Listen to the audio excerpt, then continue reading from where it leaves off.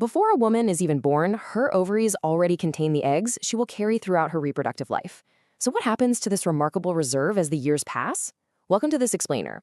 Today, we're diving into a cinematic science documentary titled What Happens to the Ovaries as We Age.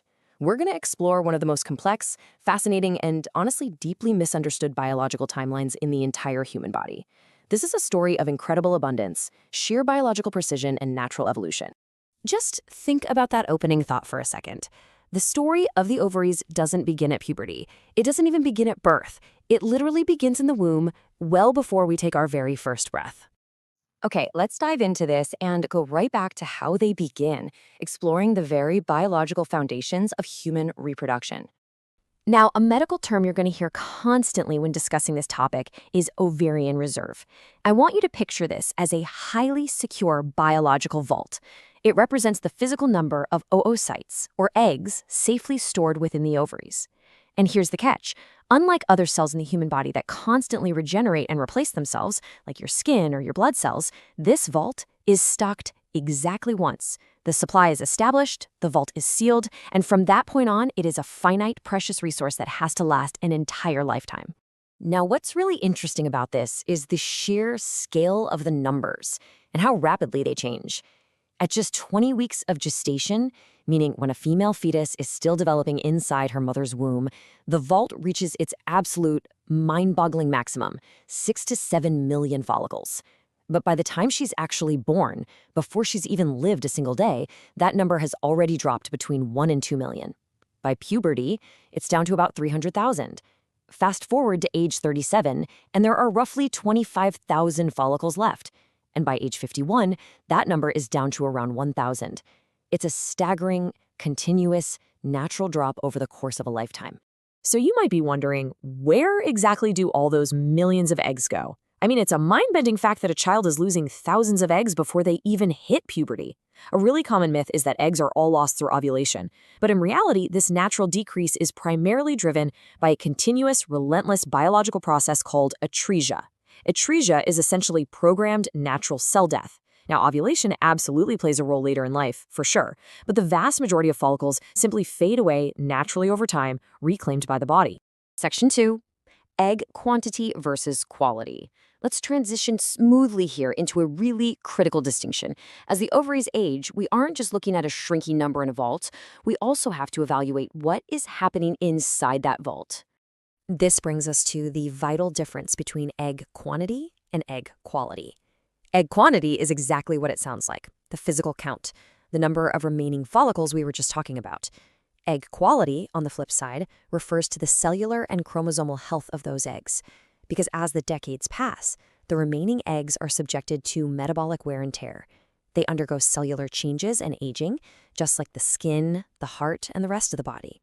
This dual action is exactly why natural fertility gradually declines with age. It's a compounding combination of decreased quantity and decreased quality. When egg quality declines due to that cellular wear and tear, there is a higher rate of something called aneuploidy. Simply put, aneuploidy means eggs are more likely to have missing or extra chromosomes. And this mathematical reality, fewer eggs overall, combined with a higher percentage of those eggs being chromosomally abnormal, is precisely what leads to lower natural pregnancy rates and higher rates of miscarriage as a woman gets older. Let's move on and see how this builds, because you might be asking, how would doctors actually measure this hidden fault? Well, science has given us a fascinating tool called anti-Müllerian hormone, or AMH. This is a specific hormone secreted by the granulosa cells that live right inside the ovarian follicles. Because it's being produced by the follicles themselves, doctors can draw a simple blood test to measure AMH levels and use that data to estimate the size of the remaining ovarian reserve. But we have to be incredibly precise here because there is a lot of misinformation out there on this one. AMH has major limitations. It is an imperfect predictor. It can tell a doctor approximately how many eggs might be left in the vault, but it tells us absolutely nothing about egg quality. Furthermore, despite what you might read online, an AMH test cannot accurately predict the exact age a woman will hit menopause. It's a helpful clue, for sure, a valuable piece of the medical puzzle, but it is definitely not a crystal ball. So if we were drawing a Venn diagram in our minds right now, we would have 3 distinct but overlapping concepts. Circle 1 is ovarian reserve, which is entirely about quantity. Circle 2 is egg quality, which is entirely about cellular health. And circle 3 is fertility, which is the actual real-world ability to conceive. This is a crucial distinction.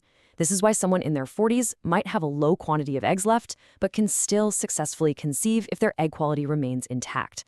Understanding the difference between these 3 concepts is the absolute key to understanding female reproductive health.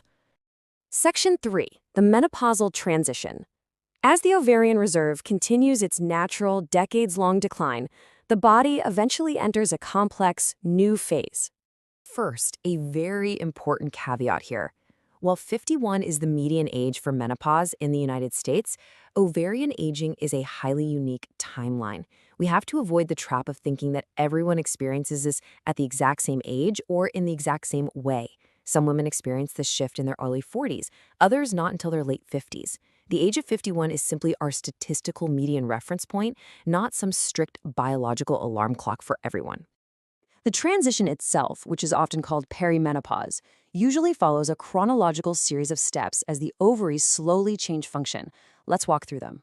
Step 1 usually involves a shortened follicular phase, which actually means menstrual cycles become shorter and more frequent. Then, moving to step 2, as the follicles become fewer and fewer, cycles flip to becoming longer and much more variable. Step 3 brings what we call anovulatory cycles, meaning a bleed might occur but an egg wasn't actually released that month. Finally, step 4 is the complete cessation of menses entirely. And this brilliantly illustrates the hidden mechanical push and pull happening behind the scenes. As the number of follicles drops, the ovaries naturally produce less AMH, less inhibin B, and less estrogen. Now, the brain senses this drop in estrogen and starts shouting louder, trying desperately to stimulate the ovaries into action. It does this by pumping out more follicle-stimulating hormone, or FSH, and luteinizing hormone, or LH. So, as ovarian hormones go down, pituitary hormones in the brain go up. This massive hormonal tug-of-war is exactly what causes the classic symptoms of the menopausal transition, like hot flashes. Eventually, this leads us to the clinical, medical definition of menopause. It is the permanent cessation of menstruation, diagnosed only after 12 consecutive months without a period. At this point, the biological vault we talked about earlier is effectively empty of responsive follicles. The ovaries have reached extreme follicle depletion. They no longer respond to the brain's FSH signals, ovulation stops permanently, and estrogen production fundamentally changes for the rest of a woman's life. Section 4, Beyond Chronological Aging. For our final chapter, we have to look beyond just chronological aging to the external drivers of ovarian decline. Because while age is the primary engine, it is certainly not the only one. So the crucial point is clearly distinguishing between what science has definitively proven and what is just internet rumor. When it comes to established evidence, we know certain genetics, like Turner syndrome or Fragile X mutations, rapidly accelerate follicle loss. We also know for a fact that medical treatments, like chemotherapy and pelvic radiation, are highly toxic to the ovaries. And environmentally, smoking is definitively linked to earlier menopause and a sharp fertility decline. Now, on the flip side, we have uncertain or weak data. Things like moderate alcohol consumption have conflicting evidence regarding their impact on ovarian reserve. And while some endocrine disruptors, these are chemicals found in plastics and the environment, are being heavily studied, the data on exactly how they impact the human ovarian timeline in real-world scenarios is still evolving. We must always rely on the established science. Which brings us to the end of our timeline. Ovarian aging is a natural biological process. Not simply the loss of eggs, but a gradual change in ovarian reserve, egg quality, hormones, and reproductive potential. It is an absolute marvel of biology, a continuous journey from before birth all the way through midlife. By understanding the science we've covered today, we replace fear and mystery with knowledge and awe. But it begs the question, as medical science rapidly advances, will we ever find a way to safely pause this biological clock? Or is this timeline an unchangeable fundamental law of human biology? Thank you for joining me for this explainer. Keep learning, keep asking questions, and I'll see you next time.